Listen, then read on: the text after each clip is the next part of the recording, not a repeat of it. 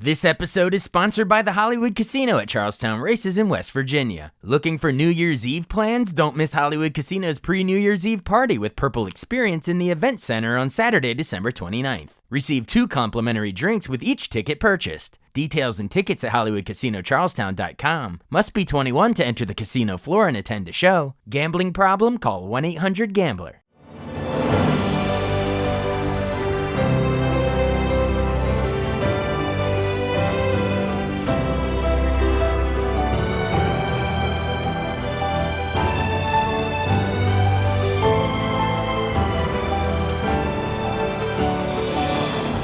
Welcome to the newest episode of Beyond the Fame with Jason Fraley. I'm your host, Jason Fraley, picking the brains of the top filmmakers, musicians, and artists of our time. Alan Parsons of the Alan Parsons Project performs live at the Lyric in Baltimore, Maryland tomorrow night. He joined me to discuss his early days as an engineer on iconic Beatles and Pink Floyd albums, before launching his own band with hits like Eye in the Sky and Sirius becoming the entrance theme for Michael Jordan's Chicago Bulls. Hey, Alan Parsons. Hey, thanks so much for joining us on the show today. Hi, Jason. How you doing? Good. Where are you calling us from? Are you actually en route to Baltimore? Like you're on the tour bus now? We will be very shortly. We're in Long Island, Westbury, Long Island. That's where we are. Awesome. That's my wife. My wife reminded. Well, we're talking because you come to the Lyric in Baltimore, Maryland, tomorrow night, and you're calling this the Reset and Power Back on Tour. Is that because this is what, like exactly 10 years since your last album under the Alan Parsons Project banner in 2014? I know you've done solo stuff since, but are you viewing this as like, a reset and a power back on? It was more a reference to the fact that COVID pretty much halted the touring schedule, but it's just a way of saying we're back, and when that's what you do when things go wrong, you reset everything and power it off and on, and off we go. Absolutely. So I assume, is it going to be like greatest hits from over the years, or is there like is this time with like new music, a new album coming out or anything, or a little of both? A little of both. We're doing at least one song from the most recent catalog. There's a song that we do called One Note Symphony, which we'll be playing tomorrow night, and the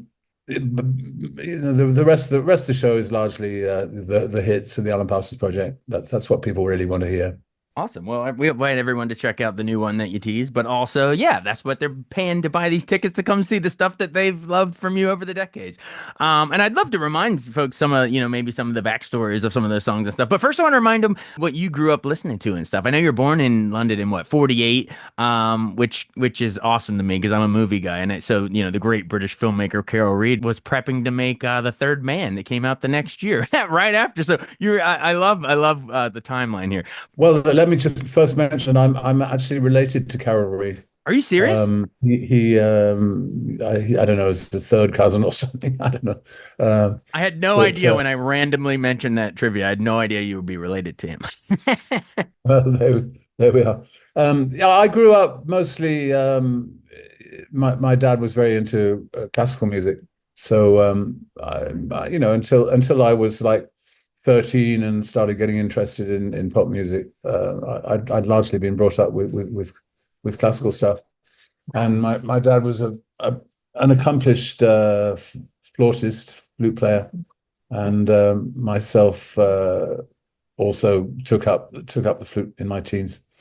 But yeah, it was a musical family. My mum played harp, so it was all kind of musically driven. My early years. Awesome.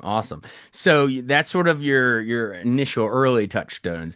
And then I think, anyone that has followed your career probably knows this, but I'm going to say this for the younger listeners. At one point you hear the Beatles' Sgt. Pepper album in 67. And then at age 18, you apply to work at Abbey Road Studios. So you were an assistant engineer on some of those iconic Beatles albums, like Abbey Road in 69. I guess that was produced by George Martin. But what are you doing behind the scenes, and Come Together and Something and Here Comes the Sun, all those iconic songs? What exactly are Alan Parsons' hands and ears doing behind the scenes on Abbey Road? Literally rewinding the tape, pressing play, pressing stop, press record. It was a tape operator. That was my job. I mean, a more glorious title was assistant engineer. But I was just learning the ropes, learning how things worked, and watching the great engineers and producers at work, and of course the great artists, Beatles included. But Yeah. I was it was a learning process in my late teens, just watching things happen like a fly on a wall. That's the best probably wall that you could could have been a fly on. That's awesome. And you were also on Let It Be the following year, right? With except that was the lead engineer was Glenn Johns, but that means you're also there, behind the scenes in the studio when they're recording, Let It Be and Across the Universe, Get Back, Long and Winding Road, like all those great songs on that album, as well. Do you have any cool interaction stories with not just Martin and Glenn Johns, but the actual George, Paul, John, and Ringo? Like, did you actually get to interact with them, or were you more like behind the glass, running tape? Well, on the Let It Be album, of course, I was actually up on the roof. Oh yeah. Getting a glimpse of the Beatles playing live for the last time, and I was there really just to check cables were intact and no microphones broke down. There's a couple of quite rare photographs of me on the rooftop session, but I made the mistake of being behind a camera. So there were no cameras pointing at me. But I was there up on the roof, and it was the sessions that led up to the rooftop session were amazing, and I literally was sent down as a fairly new employee at Abbey Road Studios to help out at the Beatles studio.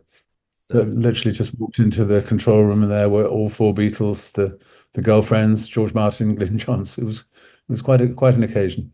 that is the best possible training ground that you could have possibly received.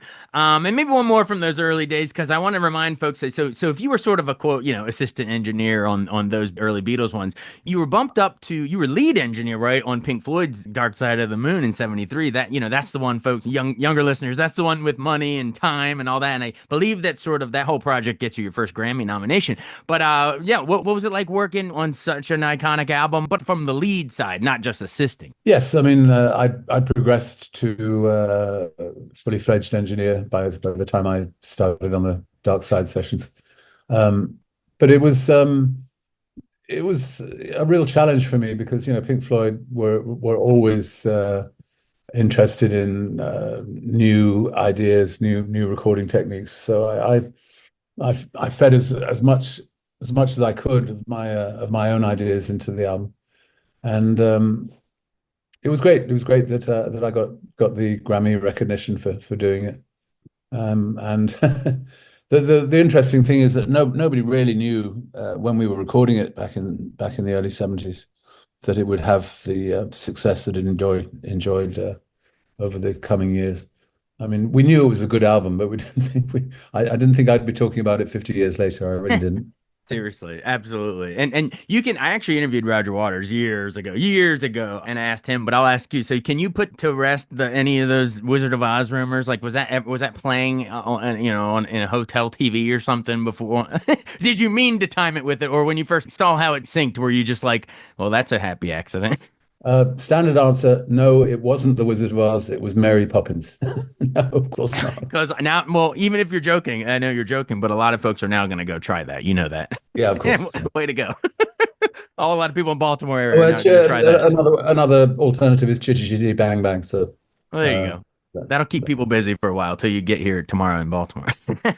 All right. Well, so then Pink Floyd, you basically they wanted you to come back on "Wish You Were Here," their amazing next album, but you sort of declined that because you and Eric Wolfson were getting ready to start the Alan Parsons project. What were those early conversations like with you and Eric? Deciding that you were gonna launch your own thing and like bring in members of Ambrosia and Pilot, like younger listeners, you all know that song. Oh, oh, it's magic, like that's Pilot. So yeah, what was the idea? But describe those early conversations with you and Eric, saying, you know what, it's been cool engineering Beatles and Pink Floyd, but it's our time now, baby. well, I'd had some success as a producer by that time with Pilot, as you mentioned. And by the way, that song is now an Ozempic commercial. Oh ho ho, Ozempic, That's how Um, that's how you predicted it. Just how you planned it. yeah, and so that was a difficult decision to make, whether to part ways with Pink Floyd or continue to be a producer. And then I met Eric Wolfson, and we set out to make as great a concept album as we could. Interestingly, based on Edgar Allan Poe, which makes the Yeah. connection with Baltimore, of course. Oh, thanks for tying that in. Yeah, I was going there next. It was called Tales of Mystery and Imagination in parentheses Egg Round Poe. But yeah, all those tracks with like the Raven and all that stuff. So yeah, I assume you'll slip in a couple of those since you're going to be in Baltimore, at least one maybe. Oh yes, indeed, Yeah, yes. there you go, folks. The Raven is one of my all-time favorite songs from the catalog. Actually, Do they play that at Ravens games? They should. I know that the most popular tune of mine is a song called Sirius. Oh yeah. Was used by Michael Jordan for many Yeah. years. Oh That's yeah, his. absolutely. I'll be getting to that in 1 second, but I didn't want to skip over iRobot because I guess that was your first one in seven that cracked the top 10 of the U.S. Billboard albums chart. Memories of putting together, I wouldn't want to be like you because I think that's probably one of your more well today maybe underrated hits. At the time, it was a pretty big hit. But yeah, was that you or Eric coming up with that one? Um, Eric was really always the principal songwriter. I came up with the intro, those mysterious chords, that happen Mhm. before the song starts. Um, but yeah, I mean, it sort of put us on the map for the first time. Wouldn't want to be like you. Was a small hit. Yeah. But it was later albums really where we really scored on Ton of Friendly Card, which had two hit singles on it, Time and Games people Games play. People Play. Yeah. Yeah, that was a pretty big album as well. And didn't you sing some background vocals on time as well? Yes, it did. Yeah, and I continue to do so when we play it live. And how about games people play? What remind us what you would have been your big contributions on, behind the scenes on putting that together. Well, I think I probably came up with the that that loop that you hear right from the beginning right through to the end. That's if you're going to play it now, you'll hear it. But Yeah, that yeah. that was the sort of basis for the whole song. And then I think Eric probably composed the basic structure of the song from that. Awesome, awesome. All right, well, and then now we get to the one that you sort of teased a second ago when I was talking about, Ravens games and wondering if they played the Raven. But yes, of course, your sixth album, Eye in the Sky in '82 is your most iconic. Opens with Sirius and then right into Eye in the Sky.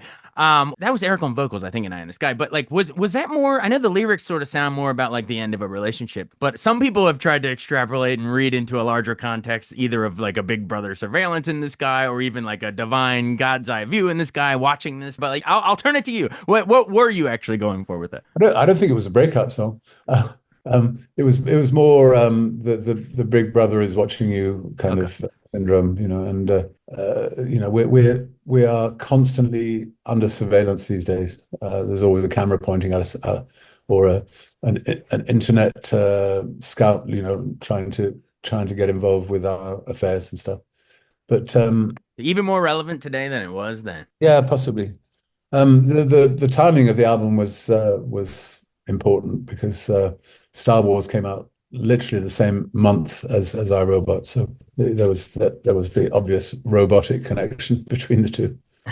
Yeah, that's it. Exactly. The year of Star Wars, and then Will Smith would name a movie I Robot decades later. But you had it first. Yeah, All right. the phone didn't ring on that occasion. I wish it had, but it didn't. But I don't think it was the greatest movie, I have to say. Yeah. Oh, yeah. You're better off. We'll leave your iRobot as the one that we're talking about. That the definitive one. But yes, then as promised, like you said, so like yeah, Sirius sort of is the thing that sets up Eye in the Sky on that album, and so Sirius became, for my generation, we immediately associated with the Chicago Bulls announcer going from North Carolina at guard 6'6" Michael Jordan. You basically created the entrance theme to the greatest athlete of all time. I mean, maybe you could say Ali or Babe Ruth on impact. But man, Michael Jordan is it. Did you ever get a chance to speak to Michael Jordan or even Phil Jackson or Pippen or any of those guys about that? There was a reception for a movie about Michael with hundreds of people there, and I walked up to him, offered my hand to shake. He shook my hand.